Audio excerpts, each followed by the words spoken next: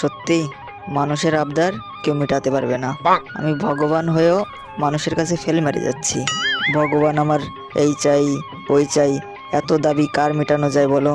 একের থেকে দুই হলেই আমার পূজা বন্ধ করে দেবে। আরে বাবা, এখন তো আমার বয়স বাড়ছে নাকি? পান থেকে চুন কষলেই আর ভগবানের নাম ভুলে যাবে। আজকে যাই হোক, আজকে আমি আর কোথাও যাচ্ছি না, আজকে বিশ্রামই করব, তারপরে দেখছি ভক্তদের কথা।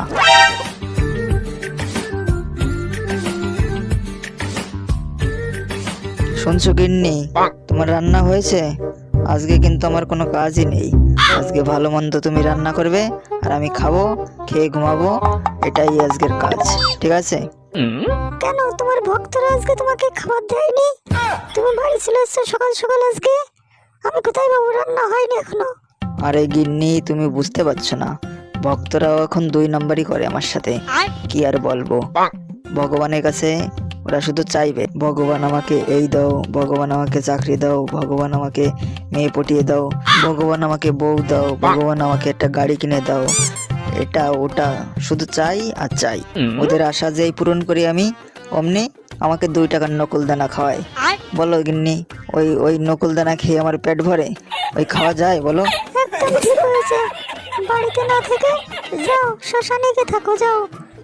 কার কাছে মনের দুঃখ বলি দেখো, বউয়ের কথা শোনাচ্ছে শ্মশানে থাকা অনেক ভালো। মর্তের মানুষ আমার মতো বউ চাই।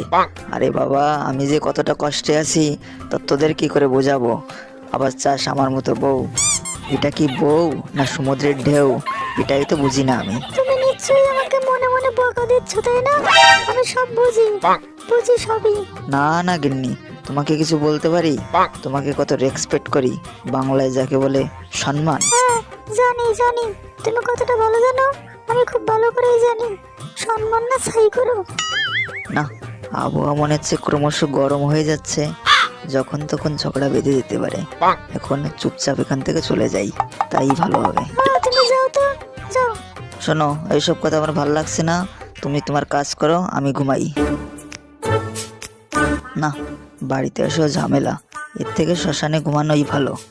এখানে যা পরিবেশ কি বলবো। ওদিকে গিন্নির সাথে কথা বলতে গিয়ে আমি আরো বেশি ক্লান্ত হয়ে গেছি। এখন মনে হচ্ছে বাড়িতে আসাই ভুল হয়ে গেছে আমার, ওখানেই ঠিক ছিল আমার। যাক, একটু ঘুমিয়ে নেই, ঘুম যা পাচ্ছে।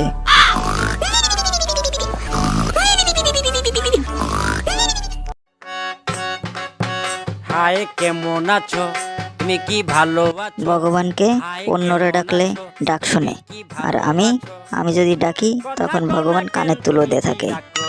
আজকে আজকে এর একটা বিহিত করতেই হবে।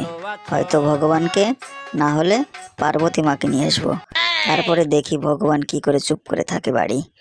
আগে প্রণাম তো করতে হবে গিয়ে।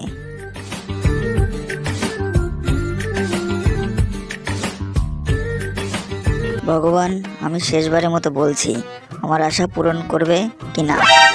না, ভগবান তো পুরো চুপ রয়েছে, আমার তো কিছু একটা করতে হবে দেখছি।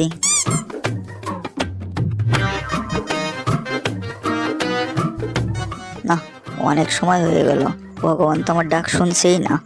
এখন দেখছি আমার কিছুই করতে হবে, পার্বতী মাকেই নিয়ে যাব। এখান থেকে পার্বতী মাকে যদি নিয়ে যাই তাহলে ঠিক ডাক শুনবে। পরিবেশ তো এখানে ক্রমশ উত্তপ্ত হয়ে যাচ্ছে, যাই মহাদেবকে ফোন করি। হ্যালো,